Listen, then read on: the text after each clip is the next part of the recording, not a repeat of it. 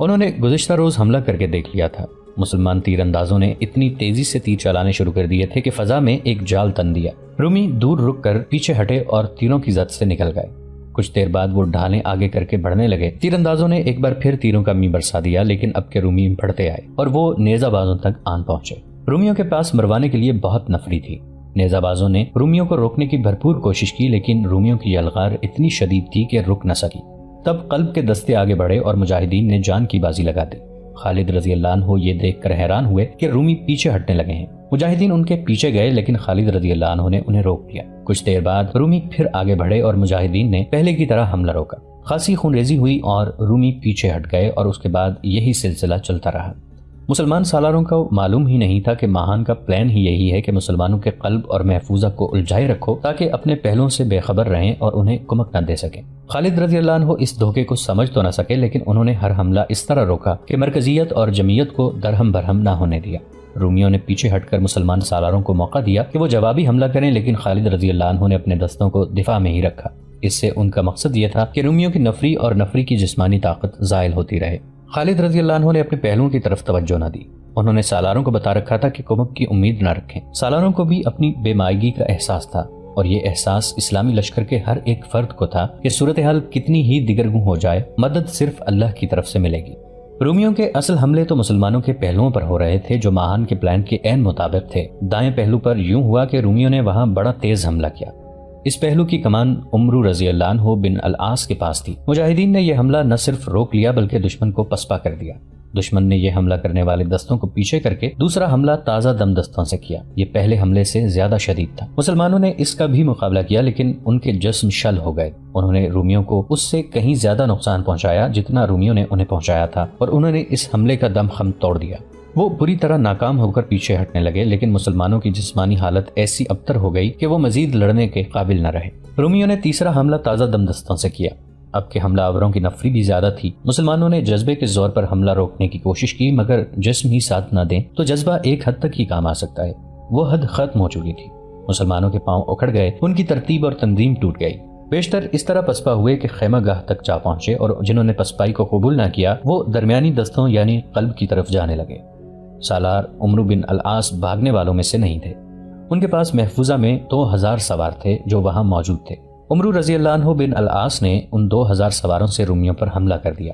اس کی قیادت عمرو رضی اللہ عنہ نے خود کی۔ سواروں نے حملہ بہت تیز اور سخت کیا اور رومیوں کو کچھ پیچھے ہٹا دیا، لیکن رومیوں نے تازہ دم دستے آگے لا کر ان 2000 مسلمان سواروں کا حملہ ناکام کر دیا اور اتنا دباؤ ڈالا کہ مسلمان سوار منہ موڑ گئے۔ وہ تو جیسے بڑے ہی تیز و تند سیلاب کے بھنور میں پھنس گئے تھے۔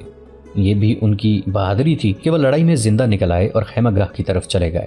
دشمن کو پیٹھ دکھا کر آنے والوں پر اللہ کی لعنت، یہ مسلمان عورتوں کی آوازیں تھیں جو خیموں کے ڈنڈے ہاتھوں میں لیے کھڑی تھیں۔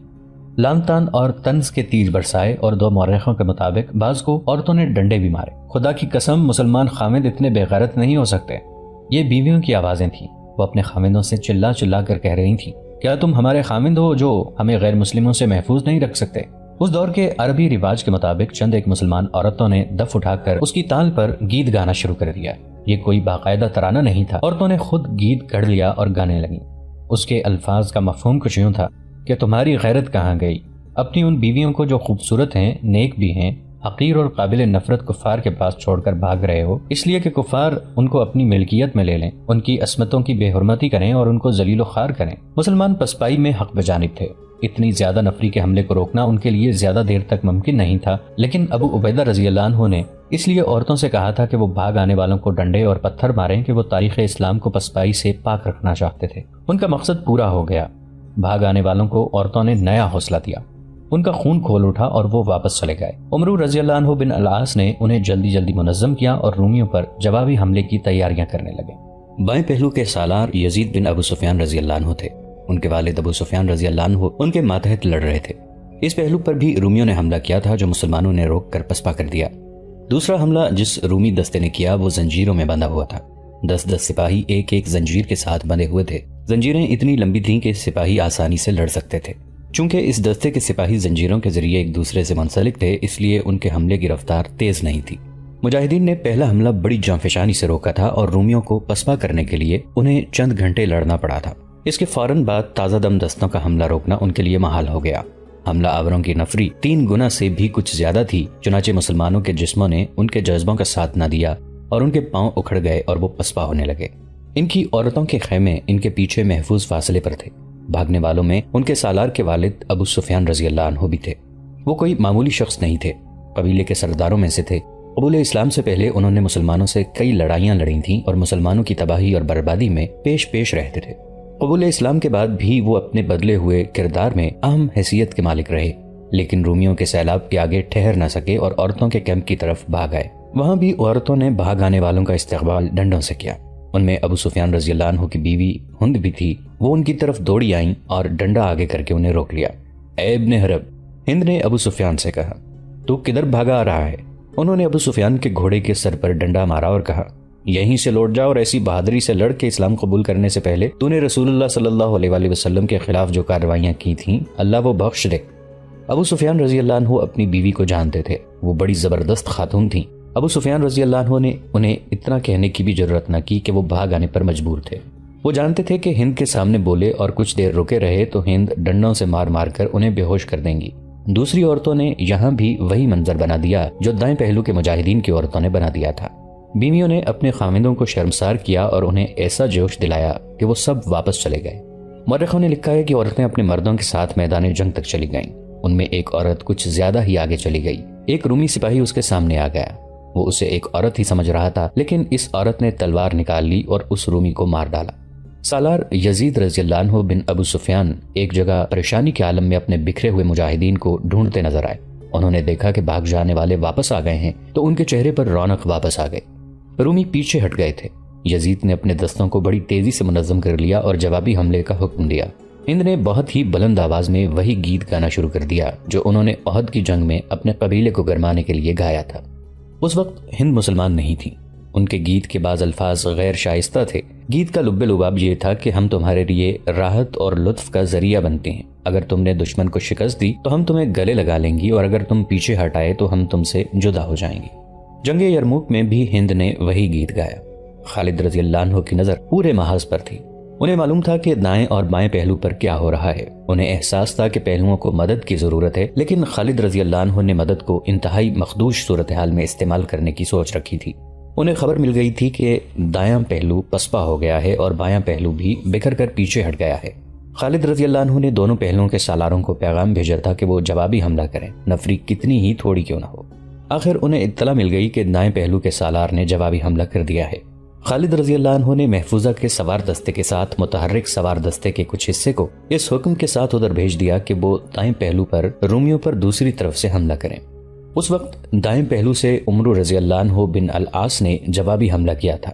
یہ تھکے ہوئے مجاہدین کا حملہ تھا جو نئے جوش اور ولولے سے گیا تھا، لیکن نفری بہت کم تھی، پھر بھی حملہ کر دیا گیا۔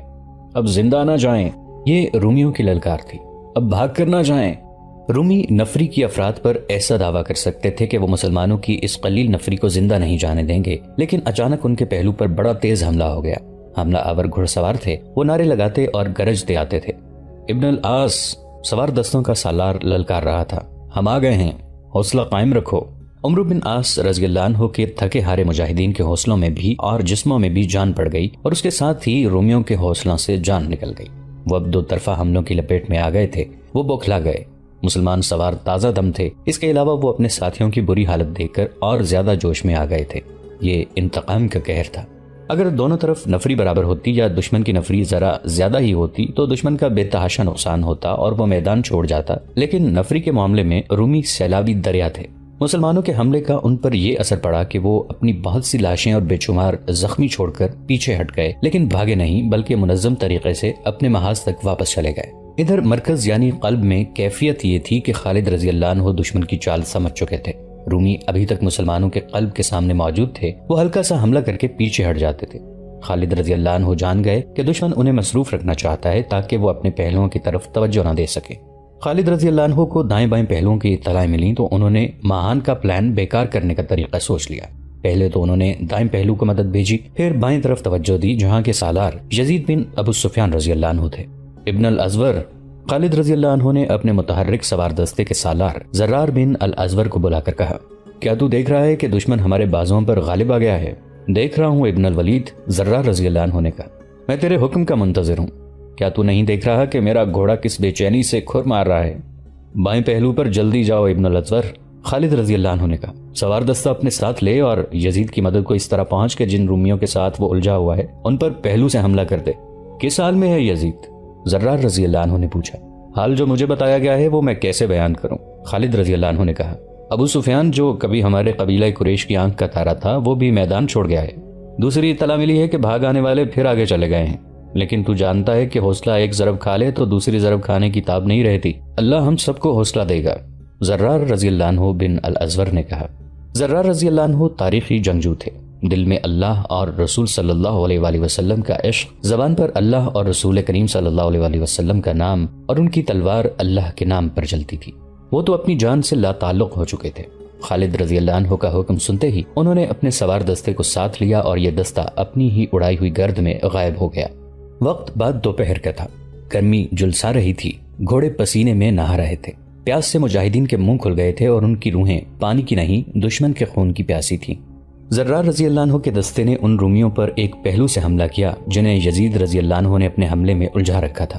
یہ رومی زنجیر بند تھے، انہیں پہلی بار احساس ہوا کہ زنجیریں نقصان بھی دے دیا کرتی ہیں۔ پہلے بتایا جا چکا ہے کہ 10 آدمی ایک ہی زنجیر میں بندھے ہوئے تھے۔ انہوں نے جب حملہ کیا تھا تو ان کی رفتار زنجیروں کی وجہ سے سست تھی۔ اب ان پر زرار رضی اللہ عنہ نے حملہ کیا تو وہ پیچھے ہٹنے لگے۔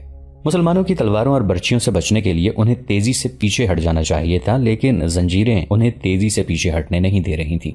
زرار رضی اللہ عنہ کے سواروں کا حملہ بڑا ہی تیز اور زوردار تھا۔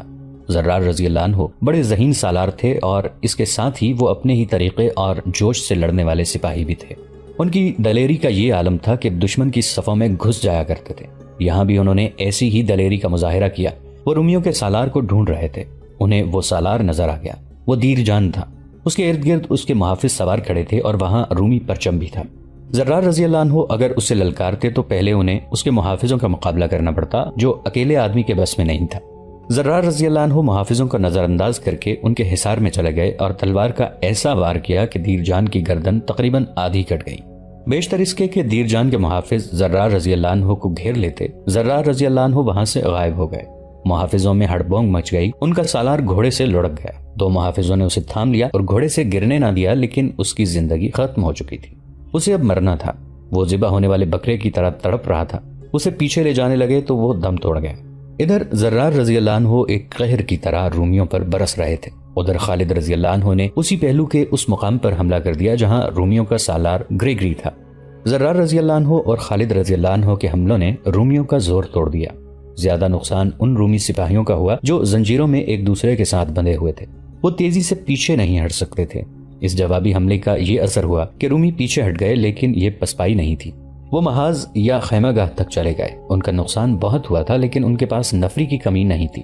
مسلمان فوج پر یہ اثر ہوا کہ ان کا حوصلہ اور لڑنے کا جذبہ بحال ہو گیا اور ان میں یہ احساس پیدا ہو گیا کہ اتنے بڑے لشکر کو پیچھے ہٹایا جا سکتا ہے تو اسے شکست بھی دی جا سکتی ہے۔ اس روز مزید لڑائی نہیں ہو سکتی تھی کیونکہ سورج غروب ہو رہا تھا، وہ رات بیداری کی رات تھی۔ مسلمان عورتیں آگے جا کر لڑنے کے لیے بےتاب ہوئی جا رہی تھیں، لیکن ان کے لیے دوسرے کام بھی تھے جن میں فوج کے لیے پانی فراہم کرنا اور کھانا پکانا تھا، اور اس سے زیادہ اہم کام زخمیوں کی مرہم پٹی تھا۔ عورتیں زخمیوں کے زخم صاف کرتی اور ان پر پٹیاں باندھتی تھیں۔ ان کے انداز میں جو خلوص تھا اور جو اپنائیت تھی اس سے زخمیوں کے حوصلے اور زیادہ مضبوط ہو گئے۔ ان میں جو اگلے روز لڑنے کے قابل نہیں تھے وہ بھی لڑنے کو تیار ہو گئے۔ مجاہدین رات کو اپنے ساتھیوں کی لاشیں ڈھونڈتے اور پیچھے لاتے رہے۔ کچھ زخمی بے ہوش پڑے تھے، انہیں بھی انہوں نے ڈھونڈ ڈھونڈ کر اٹھایا اور پیچھے لے آئے۔ ادھر مہان نے اپنے سالاروں کو اپنے سامنے بٹھا رکھا تھا۔ میں شہنشاہ ہرقل کو کیا جواب دوں گا؟ وہ سخت برہم تھا۔ تم ہی بتاؤ کہ میں شہنشاہ کو کیا بتاؤں کہ ان چند ہزار مسلمانوں کو ہم اپنے گھوڑوں کے قدموں تلے کیوں نہیں کچل سکے؟ کوئی سالار اسے تسلی بخش جواب نہ دے سکا۔ ہمارا ایک سالار بھی مارا گیا ہے، مہان نے کہا۔ کیا تم نے ان کے کسی سالار کو قتل کیا ہے؟ اس کے تمام سالار خاموش رہے۔ قرین، اس نے اپنے ایک سالار قرین سے کہا، تم سالار دیر جان کے دستے لے لو اور سوچ لو کہ پسپا ہونا ہے تو زندہ میرے سامنے نہ آنا، آگے ہی کہیں مارے جانا۔ اس نے تمام سالاروں سے کہا، کل کے سورج کے ساتھ مسلمانوں کا سورج بھی غروب ہو جائے ہمیشہ کے لیے۔ مہان نے مسلمانوں کو اگلے روز ختم کر دینے کا نیا پلان بنایا اور سالاروں کو سمجھایا۔ اپنے مرے ہوئے سالار دیر جان کی جگہ اس نے قرین کو اس کے دستوں کا سالار مقرر کیا۔ مسلمان سالاروں نے بھی رات جاگتے گزاری، زخمیوں کی عیادت کی اور مجاہدین کا حوصلہ بڑھایا۔ اگلے روز کی لڑائی پہلے سے کہیں زیادہ شدید اور خون ریز تھی۔ مسلمانوں کے دائیں پہلو پر سالار عمرو رضی اللہ عنہ بن العاص کے دستے تھے اور ان کے ساتھ ہی سالار شرجیل رضی اللہ عنہ بن حسنہ کے دستے تھے۔ رومیوں نے اس جگہ حملہ کیا جہاں ان دونوں کے دستے آپس میں ملتے تھے۔ دونوں سالاروں نے مل کر رومیوں کا یہ حملہ بے جگری سے لڑ کر پسپا کر دیا۔ رومیوں نے اپنا پہلے والا طریقہ اختیار کیا، انہوں نے دوسرا حملہ تازہ دم دستوں سے کیا۔ اس طرح وہ بار بار تازہ دم دستے آگے لاتے رہے اور مسلمان ہر حملہ روکتے رہے۔ انہوں نے اپنی تنظیم اور ترتیب برقرار رکھی مگر جسمانی طاقت جواب دینے لگی۔ رومیوں کی کوشش ہی یہی تھی کہ مسلمانوں کو اتنا تھکا دیا جائے کہ حملہ روکنے کے قابل نہ رہیں۔ دوپہر کے وقت جب گرمی انتہا کو پہنچ گئی تو رومیوں نے زیادہ نفری سے بڑا ہی سخت حملہ کیا۔ اس کے آگے پوری کوشش کے باوجود مسلمان جم نہ سکے۔ عمرو رضی اللہ عنہ بن العاص کا پورا اور شرجیل رضی اللہ عنہ بن حسنہ کا تقریباً نصف دستہ پسپا ہو گیا۔ اس روز بھی ایسے ہی ہوا جیسے گزشتہ روز ہوا تھا۔ بھاگنے والوں کو عورتوں نے روک لیا، انہیں ڈنڈے بھی دکھائے، تانے بھی دیے، غیرت کو جوش بھی دلایا اور ان کا حوصلہ بھی بڑھایا۔ کسی مورخ نے ایک تحریر لکھی ہے کہ ایک مجاہد بھاگ کر پیچھے آیا اور عورتوں کے قریب آ کر گر پڑا۔ اس کی سانسیں پھولی ہوئی تھیں، منہ کھل گیا۔ ایک عورت دوڑتی اس تک پہنچی اور اس کے پاس بیٹھ گئی۔ کیا تو زخمی ہے؟ عورت نے پوچھا۔ وہ بول نہیں سکتا تھا۔ اس نے سر ہلا کر بتایا کہ وہ زخمی نہیں۔ پھر تو بھاگ کیوں آیا ہے؟ عورت نے پوچھا۔ کیا تیرے پاس تلوار نہیں تھی؟ مجاہد نے نیام سے تلوار نکالی جس پر نوک سے دستے تک خون جمع ہوا تھا۔ کیا تیرے پاس دل نہ تھا کہ تو بھاگ آیا ہے؟ عورت نے پوچھا۔ مجاہد نے اکھڑی ہوئی سانس کو سنبھالنے کی کوشش کی مگر ناکام رہا اور بول نہ سکا۔ کیا تیری بیوی یہاں ہے؟ اس نے نفی میں سر ہلایا۔ بہن؟ عورت نے پوچھا۔ ماں؟ ہوئی نہیں، اس نے بڑی مشکل سے کہا۔ کیا یہ عورتیں تمہاری مائیں اور بہنیں نہیں؟ عورت نے کہا۔ کیا تو برداشت کر لے گا کہ ان کو کفار اٹھا کر لے جائیں؟ نہیں، مجاہد نے جاندار آواز میں کہا۔ کیا تو اللہ کی راہ میں اپنی جان قربان نہیں کرے گا؟ ضرور کروں گا، اس نے جواب دیا۔ پھر یہاں کیوں آن گرا ہے؟ عورت نے کہا۔ تھک کر چور ہو گیا ہوں۔ مجاہد نے کہا۔ لے میرا ہاتھ پکڑ۔ عورت نے کہا۔ میں تجھے اٹھاتی ہوں۔ نہیں اٹھنا تو تلوار مجھے دے، تیری جگہ تیری بہن لڑے گی۔ مجاہد اٹھ کھڑا ہوا اور میدان جنگ کی طرف چل پڑا۔ بھائی، عورت نے کہا، اللہ تجھے فاتح واپس لائے۔ مسلمانوں کی پسپائی بزدلی نہیں تھی، وہ تو ہمت سے بڑھ کر لڑے تھے۔ ان کا اتنے بڑے لشکر سے لڑ جانا ہی ایک کارنامہ تھا۔ جہاں تک رومیوں کو شکست دینے کا تعلق تھا، یہ ارادہ ناکام سی خواہش بنتا جا رہا تھا۔ مسلمانوں کا بار بار پسپا ہو جانا کوئی اچھا شگون نہیں تھا، لیکن خالد رضی اللہ عنہ شکست قبول کرنے والے سالار نہیں تھے۔ باقی تمام سالار بھی عزم کے پکے تھے۔ سالار اپنے ان مجاہدین کو جو پیچھے آ گئے تھے اکٹھا کر کے منظم کر رہے تھے۔ خالد رضی اللہ عنہ بھی پریشانی کے عالم میں بھاگ دوڑ رہے تھے اور قاصدوں کو 11 میل لمبے محاذ پر مختلف سالاروں کو احکام پہنچانے کے لیے دوڑا رہے تھے۔ ایک خاتون ان کا راستہ روک کر کھڑی ہو گئی۔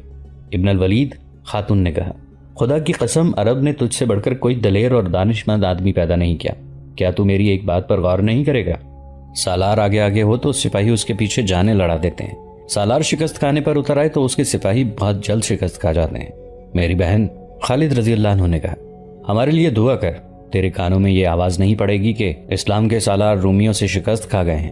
اس خاتون نے کوئی ایسا مشورہ نہیں دیا تھا جو خالد رضی اللہ عنہ کے لیے نیا ہوتا۔ وہ تو اپنی فوج کے آگے رہنے والے سپہ سالار تھے، لیکن اس خاتون کے جذبے سے خالد رضی اللہ عنہ متاثر ہوئے۔ خواتین کا جذبہ تو ہر لڑائی میں ہی ایسا ہوتا تھا، لیکن یرموک کی جنگ میں عورتوں کے جذبوں کی کیفیت کچھ اور ہی تھی۔ وہ مردوں کے دوش بدوش لڑنے کے لیے بے تاب تھیں۔